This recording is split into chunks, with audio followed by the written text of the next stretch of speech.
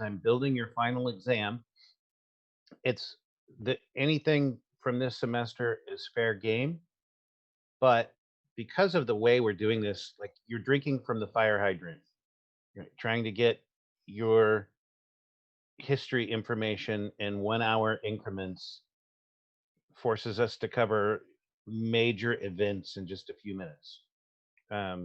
So I think it's only fair that some of the information that I give you towards the end of class, meaning, we only got 3 classes together left, or 3 Thursday classes.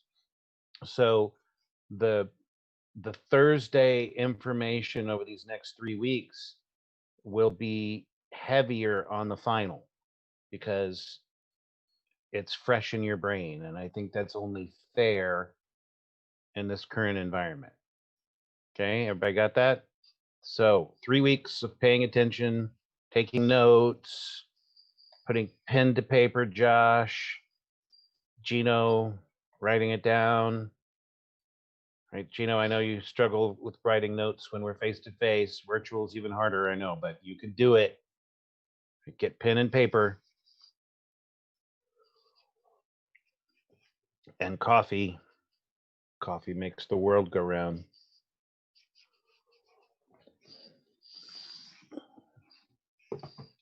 Naomi, what are you drinking? Water. Okay. That's better for you than coffee. Yep. All right, so lots of notes. All right, who remembers the Truman Doctrine from last week? Eva, what's Truman Doctrine? It basically is saying that the U.S. can allow assistance to countries that are under attack, right? Is that it? Okay, under attack or under hostile influence. So, like, Cuba wasn't under attack by communists. It was already communist, but we helped the Cubans that wanted to be out from underneath communism. Of course, it ended up disastrous. Remember the Bay of Pigs? Talked about that last week. But that was the Truman Doctrine, that they're either fighting or they're being influenced by communism. The United States will come to their aid. That's the Truman Doctrine. Truman Doctrine lasts from 1945 until when? Anybody know? Luani says it's still existing now. Is that what you're saying, Luani? Yeah. Anybody else? Wasn't it like 1958 or something? Not quite. In the 50s, Eisenhower's going to add his Eisenhower Doctrine to it, modifying the Truman Doctrine. But the Truman Doctrine lasts officially until 1991. 1991. What happened in 1991? We've discussed it a little bit already, but I don't really expect you to remember. Do what? The Berlin Wall. The fall of the Berlin Wall and the division of the USSR back into individual countries. So one of the first questions to ask about the Truman Doctrine is, did it work? Is Panama a republic or communist? I know it feels communist while you're being ordered to be locked away in your house, but is it a republic? At least in theory, right? Okay. But I have a question. Yes. But in theory, if, let's say, like, for example, like Venezuela chose to have a communist government. Like, I mean, of course they didn't know it was going to be as bad as it is, but like ultimately, like, they chose to have a communist government. So yes, if like another country comes in and says like, no, you can't be communist, you have to be democratic, isn't that technically like not fair, or not like I don't know how to say it, but like interfering with their sovereignty, because technically they're choosing to become communist. So isn't that like abuse of power just because they have like Luani, your timing is so perfect, because that's actually what we're talking about, getting into the Korean War today, the Truman Doctrine. And what about countries that want to become communist? What did the Truman Doctrine say about that? And was the Truman Doctrine position correct? But why does it have a say on it? Like, why is it like if the U.S. says I can be communist, then I can be communist? Well, yeah, the U.S. doesn't say they want to become communist. They're just slowly slipping into, you know. Although, just yesterday, the Wisconsin State Supreme Court ruled that all of the social distancing and all of quarantine, all of it in the state of Wisconsin is unconstitutional and ordered an immediate stay to every bit of it. And it's expected that most states will follow their lead because it's very socialist rather than republic of them. Tomlet, are you leaving us? What are you doing?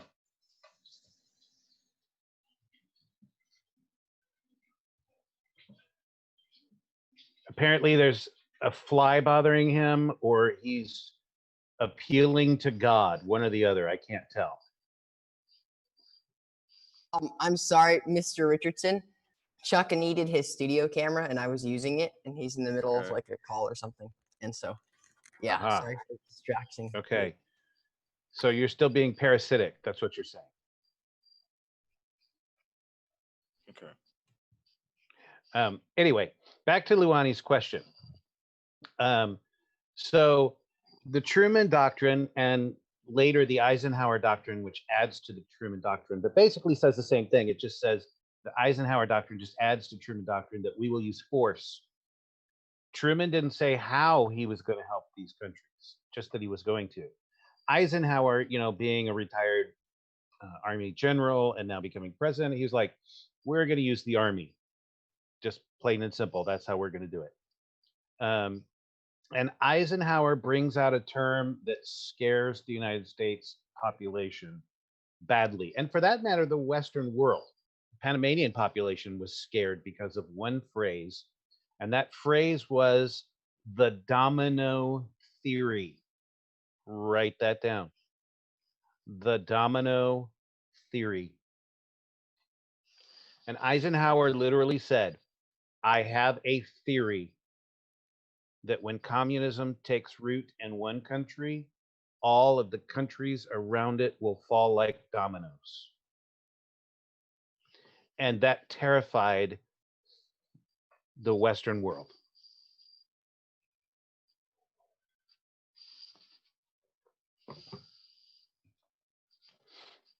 Because of the domino theory, let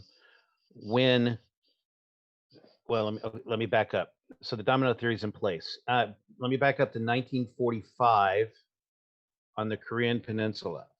In 1945, when Japan surrenders in World War II, Korea is divided in half. Russia says, we'll take care of North Korea down to the 38th parallel. And at that time, Russia and North Korea were neighbors. There wasn't a little bit of stretch of China in between them, like there is today. That territory was considered Russian.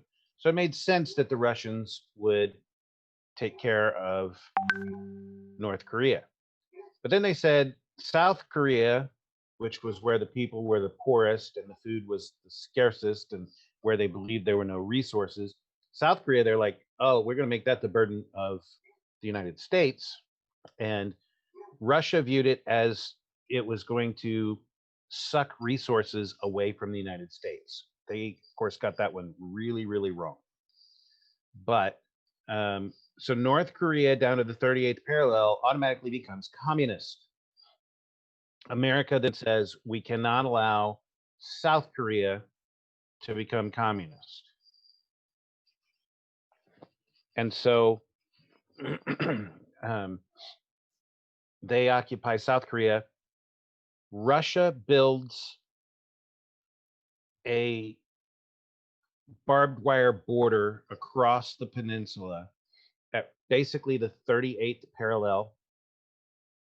38 degrees north of the equator, builds a line all the way across the peninsula out of barbed wire and puts the army there. And they start building North Korea as communist. So from 1945 to 1950, North Korea is communist. South Korea is a form of representative republic. Pretty loose form because they're just poor and starving. Anybody ever heard of an organization called Compassion International? Anybody, do you know anything about them, Emmy? No. So Mrs. Richardson and I are Compassion International sponsors. We sponsor a child in the Dominican Republic. Every month, the money that we give goes through Compassion International, and they make sure that the U.S. government and the Dominican Republic government don't take any of the money. The money goes actually to making sure that the little boy that we sponsor gets food and gets schooling from a Christian school that he wouldn't have food, he wouldn't have schooling. And then once a year we do a gift to the family so that the family has, and they can say what they need. And so in the past, we've given them a gift of chickens, we've given them a gift of roofing for their house, whatever. But it all goes through this organization called Compassion International. Compassion International started in South Korea in the year 1950, before the Korean War started. It started to help South Korean children who were starving and who had no education. And now it's an international organization operating all over the world with sponsors from all over the world. It's a great Christian organization.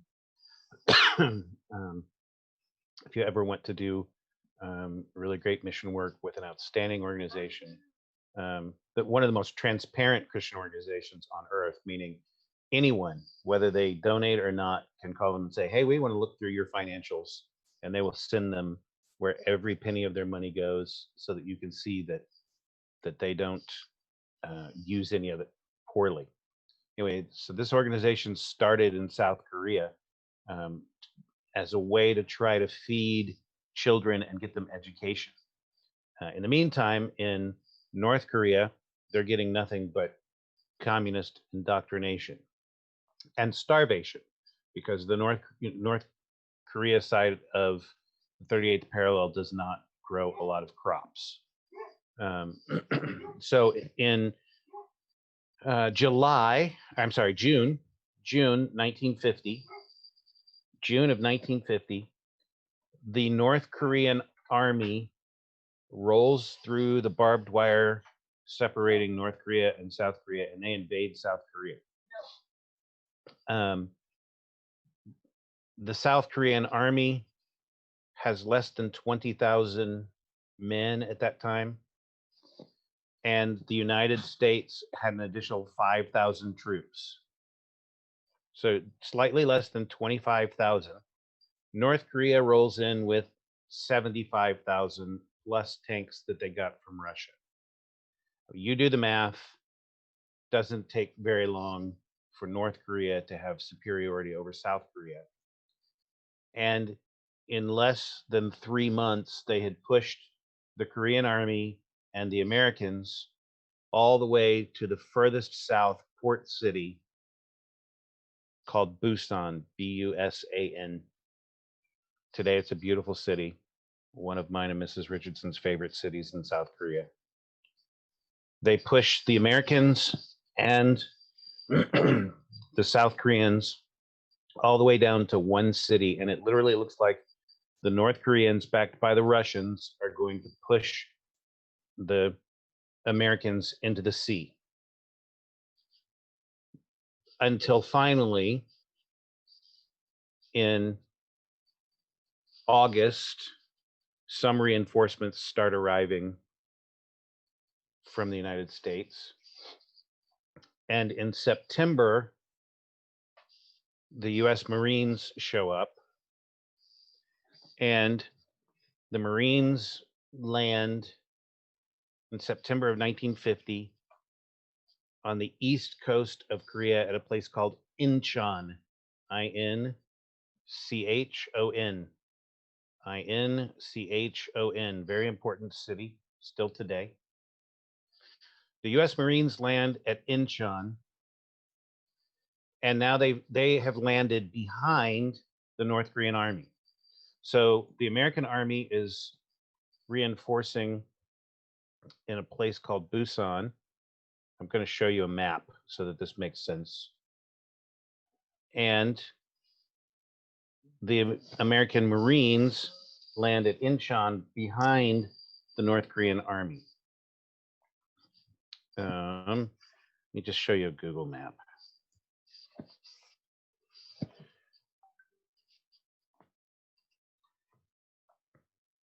Give me a second because my computer's not running slow, but the internet here is like, I can send you smoke signals faster than what I can send you information over the internet.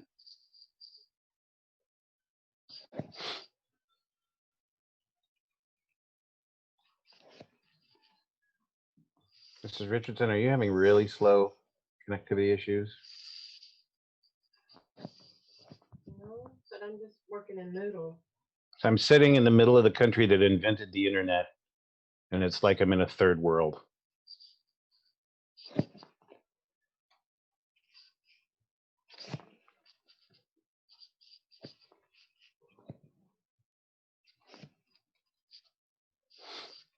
Okay, while my map is loading very, very slowly, I will tell you. So the Marines land behind the North Korean army. And now it looks like the North Korean army is going to be destroyed because they're between the rock of the army and the hammer of the Marines. And it looks like, hey, this was a very unwise invasion of North Korea. And this war is going to be over really fast because now the Americans have them on two sides and the ocean has them on two sides. So there's no place for them to go. But the North Korean army, now assisted by Russia and China, manages to break through the line of the Marines, with China entering the war and assaulting the Marines from the north, and North Korea assaulting the Marines from the south. My map is still not loaded.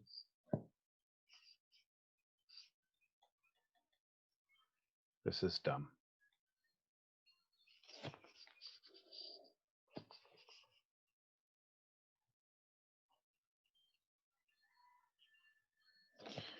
The North Koreans manage to break through and make it back to North Korea above the 38th parallel. If you have not written down 38th parallel by now, you're just wrong, because I keep saying it over and over and over again.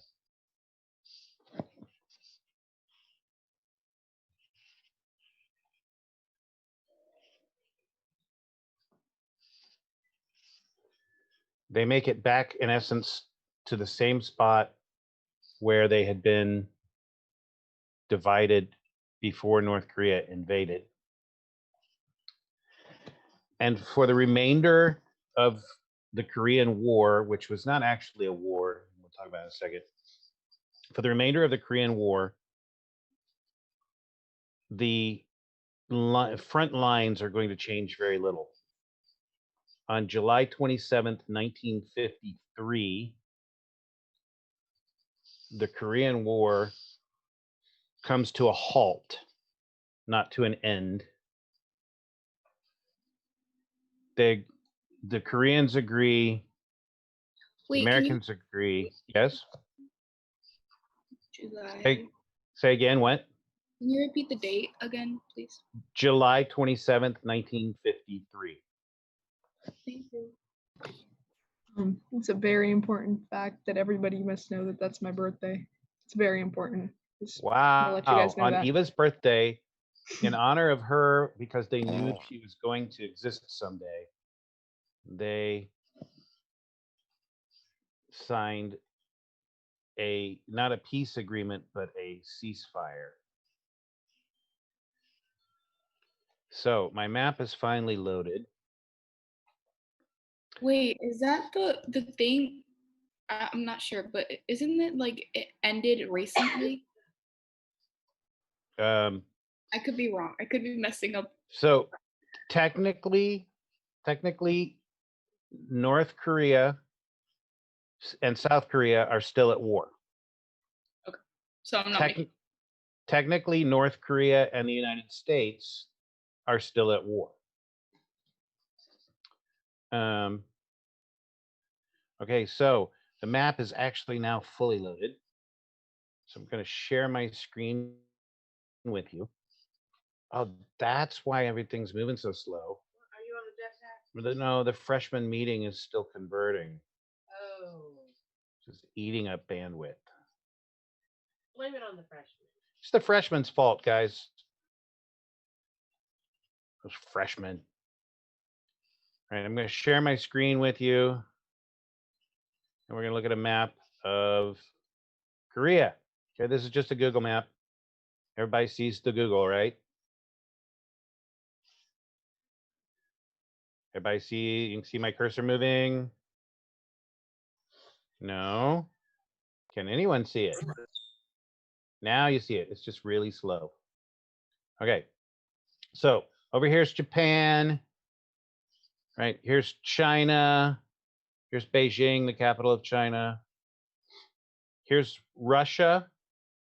See, there's still a little bitty spot where Russia and North Korea touch.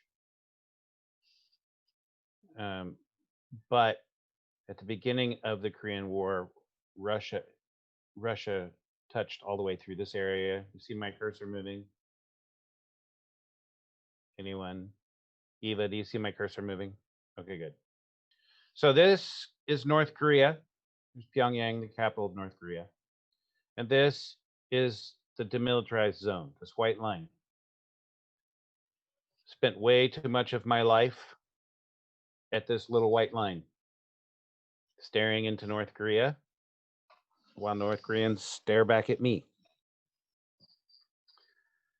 This is the line that the North Koreans push through, take the city of Seoul, and they keep pushing and taking all of this land all the way past Daegu, all the way to the port city of Busan. See it way down here? It's blue. Josh, you see it? Okay. So the American army and the little bit of Korean army get pushed back all the way to here. And by the way, this is very mountainous. All of this is very mountainous. So walking through the mountains of South Korea is miserable. But the army gets pushed all the way back to Busan before the United States can send reinforcements. When the reinforcements come into Busan, the U.S. Marine Corps sails up through the Yellow Sea to Incheon. Everybody see Incheon in blue, flashing blue and white? So the Marines come in this way, and the U.S. Army comes up this way, and they catch the North Korean army here, and it looks like the war is going to be over pretty quickly. But the North Korean army manages, with the help of China and Russia, to break back through and come back into North Korea. And for the next 3 years, this line that you see here is the line of war. The Americans would push the North Koreans back a little bit. North Koreans would push the Americans back. When the North Korean army was depleted, the Chinese sent their army. At one point, there were 12 Chinese soldiers killed for every one American soldier killed. Because the Chinese had the philosophy that they would just overwhelm the Americans like a swarm of bees or a swarm of ants, and that the Chinese soldiers didn't need to have actual ammunition in their rifles. They just needed to charge forward and use their rifle like a club or use the bayonet or whatever. And it was a slaughter in 1951, 1952. There were still a lot of Americans dying, but about 12 Chinese soldiers for every one American died along this white line right here, along with, of course, plenty of North Koreans and South Koreans. Today, most Americans that are stationed in South Korea are not stationed on this white line. They are stationed about the top of the S of South Korea, which is where I was technically stationed when I was in Korea, but yet I was constantly up on this little white line. The South Koreans man their side of the border, and the North Koreans man their side. Anybody know what this border is called today? I do. Mrs. Richardson says she does. Is it still called the 38th parallel? Well, it is the 38th parallel, but it has a very specific name. I mean, as you can see, it's not straight. This is straight on the 38th parallel. So it doesn't run exactly the 38th parallel, but pretty close. This is called the demilitarized zone of the Korean Peninsula, the DMZ, demilitarized zone, still exists today. In 1953, in order to end the Korean War, which was not technically a war, it was agreed upon that North Korea would go to their side and South Korea would go to their side, and that a 2.5 mile wide zone would be built as a buffer in between the two countries. And in that 2.5 mile zone, it is loaded up with landmines, barbed wire, all sorts of obstacles, tank traps, you name it, so that the South won't invade the North and the North won't invade the South. The reality is there's another 8 to 10 miles, depending on where you are, south of the DMZ, that is full of checkpoints, barbed wire, tank traps, machine gun positions, etc.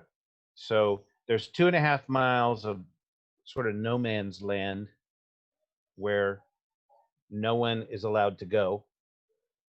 But then there's about 8 to 10 miles south of the border and 8 to 10 miles north of the border that you can't get to unless you have a specific reason to be there. It's a very dreary place. And the DMZ still exists today. I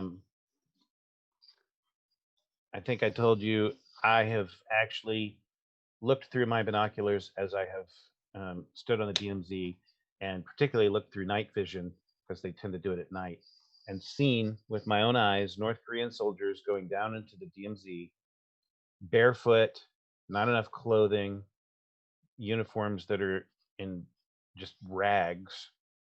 And they'll go down and you'll hear one gunshot, and then they'll come back up on the north side of the DMZ, because there's no people in the DMZ. So guess what there's a lot of? Animals. A lot of animals. Food. A lot of wildlife. So the North Koreans will enter the DMZ one or two at a time, sneak in there. They will hunt something and they will take it back and they'll share it with their fellow soldiers because they're starving. And that still goes on today. Every once in a while, North Korea and South Korea still shoot at each other. Towards the end of my time in Korea, the North Koreans sank a South Korean naval vessel that they said the South Korean boat ended up in North Korean waters. And South Korea retaliated by launching a bunch of missiles into North Korea. and all of the military in South Korea went to basically the highest status of alert, and my family was preparing to board a military flight to get them out of Korea and get them to Japan. But then cooler heads prevailed, and we didn't go to war, but there was an incident. Usually, what did I say, about every 18 months, Mrs. Richardson? Roughly 18 months or so, where you think, okay, this is going to end up with people getting killed. But then cooler heads prevail. Now in North Korea, with the little fat man having recently died, Kim Jong-un, it looks like his sister is in charge, and at least for now. And she has expressed ideas of opening up the country. So maybe she's going to actually be a level-headed, peaceful leader, and maybe the Korean conflict will officially end. The Korean conflict, we call it the Korean War, but I keep saying it's not officially a war. Anybody know why it's not officially a war? I mentioned this last week briefly. Because they No. never declared war. Because the North Koreans invaded and the Americans responded, but the U.S. Congress never actually declared war on anyone. So technically, the United States was not fighting a war. Technically, they were fighting a policing action. And that's an important part of Eisenhower Doctrine, added to the Truman Doctrine, was that presidents could send troops to do police actions even if Congress does not approve a war. You should write that down. Eisenhower Doctrine: presidents can send troops for police actions even if Congress doesn't authorize war. Now, some of you that are remembering earlier in the year, you're asking yourself, well, what about the War Powers Act that we learned about first semester? I'm so glad you asked, Naomi. And the answer is that the Eisenhower Doctrine directly contradicted the War Powers Act. Remember the War Powers Act, Thomas Jefferson? Asher's like, yeah, the name is at least familiar. I remember that. Okay. Remember Thomas Jefferson attacked the pirates off the Barbary Coast of Africa, and Congress got mad about that. And they were like, you can't declare war without us. And so they passed the War Powers Act. That a president can't enter a war without approval of Congress. And that's the law of the land until 1950. And Eisenhower's like, okay, I can't declare war without Congress, but they're not fighting a war. They're retaliating. They're policing the Korean Peninsula. And so the words police action come into play. And Eisenhower said, just like we can't let South Korea fall, because if South Korea falls, then Japan will become communist. And after Japan becomes communist, then the Philippines will become communist, and the dominoes will fall in his domino theory. So we need to police the world. And so presidents can authorize police actions even if they can't authorize wars, which is in direct contradiction to the War Powers Act, but has been the way the United States has conducted every conflict it's been in since the Korean conflict. The United States has not declared war on anyone since World War II. How many not wars is the United States fighting in today? Anybody want to guess? Officially. Unofficially, I'm sure it's much higher, but officially, how many not wars are American military fighting today? 2, 3, 5, 6, officially 7. Against who? Well, against various warlords in Somalia, against the a group formerly known as ISIS in. Why does nobody know this? Well, you know it now because I'm telling you. You can look it up. Syria, Iraq, Afghanistan, Nigeria, Somalia. We got troops fighting in southern Philippines still. We got troops unofficially fighting in Pakistan still. And then that doesn't even count all the little stands in Asia where our troops are advisors. Yes, Ms. Cotton, you have a question. Wasn't there a big argument or conflict about us pulling troops out of Afghanistan?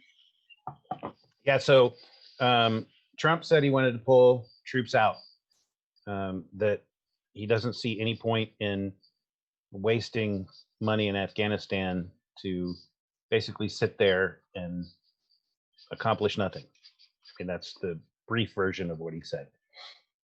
And he vowed that he would have all troops out. But then the Pentagon, basically the Department of Defense, said, no, you can't, it's too early. Please, we need you to keep troops in.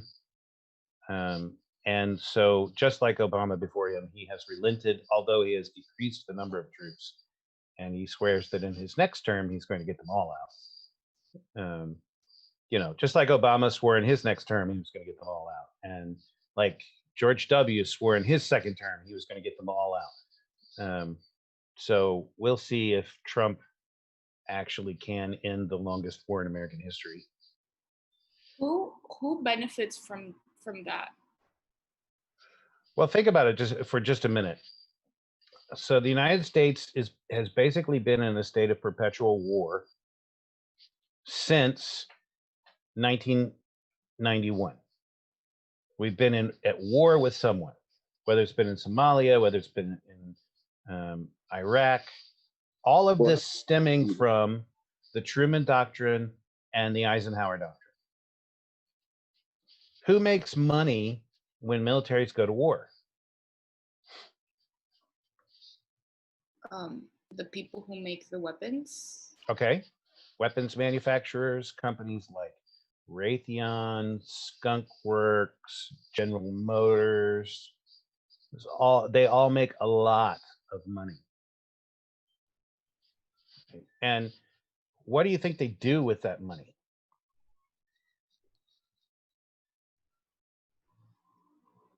I don't know. They put it into political candidates that are in favor of more war. Yeah, exactly, Eva. It becomes a self-licking ice cream cone, doesn't it? Right? We put the money into companies that make materials for war. They put the money into politicians that are in favor of war. And you know, that's why my Boeing stock is doing outstanding, because you know Boeing likes to build things that go boom. So you know, Boeing is a great company to own, let me tell you. So there's profit to be made in war. Also, I mean, just honestly, as a soldier, I liked the money that I made when I was in a war zone. Every day I was in a war zone, my pay doubled. Every day that I was not in a war zone, I just made normal paycheck. So war zones are good for the paycheck. Just ask Mrs. Richardson. She got a whole house full of brand new furniture, and I got a brand new Jeep Wrangler out of the deal, all from extra money made in deployment. So perpetual war makes a lot of money for a lot of Americans. But of course, who gets the raw end of the deal? The people who die. Yeah, the people who die. Okay. I mean, have you guys looked at the have you seen pictures of children being born in Iraq today? It's a very sad Google search. the rate of birth defects in Iraq are the highest in the world. Why do you think that is? Radiation from bombs and stuff. Okay, so we use depleted uranium rounds. Iraq is the most radioactive country on Earth, mainly because of depleted uranium rounds and other things, and that leaks into the soil and the water. And all of this stems from the Truman Doctrine, which officially ended in 1991, but the Eisenhower Doctrine, which continues, which is that the United States can police any place on Earth that it believes is in danger of not having democracy. George W. Bush invaded Iraq to make it safe for democracy. We invaded Afghanistan to make it safe for democracy. Because it sounds good to the people. But in reality, it's a moneymaker. It just is. So, that's all the time we got. We didn't even get to the JFK assassination. This 1 hour a week thing really stinks. Because we should have talked about the Kennedy assassination. We are not going to make it all the way to the end of this class like we should. You know, we should end in the year 2020. That's not going to happen. We'll try to get close. Next week, we'll start with the Kennedy assassination. We'll jump to the Vietnam War, which in and of itself should take a week. It's going to get a day. Then we'll move into Watergate and the invasion of Panama.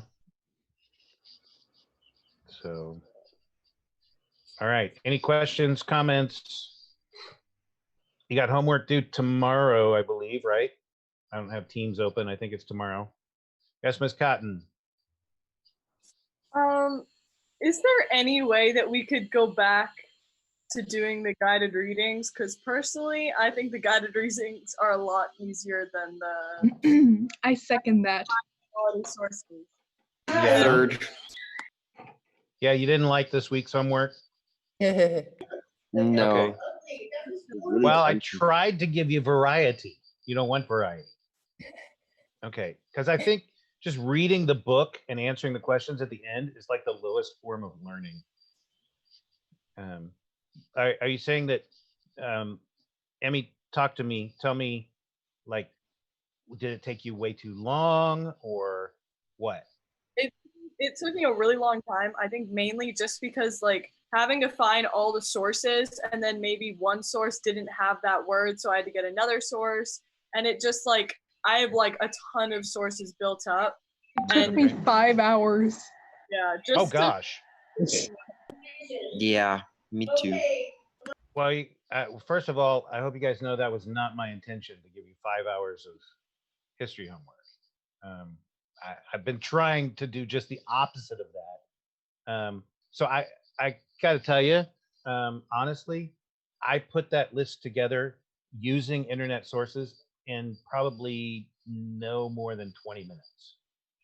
So I was like, they'll find sources and they'll be done with this hour and a half for the week. I never in my wildest dreams did I think it would take you 5 hours. So anybody else got a different opinion? Pretty much it just sucks across the board. Is that what everybody's saying? Okay. I have a couple of sources. How credible do they have to be? Like, can we use Wikipedias? They should be like, you know, academic sources. And here's the thing, like, okay, so I will show you every once in a while a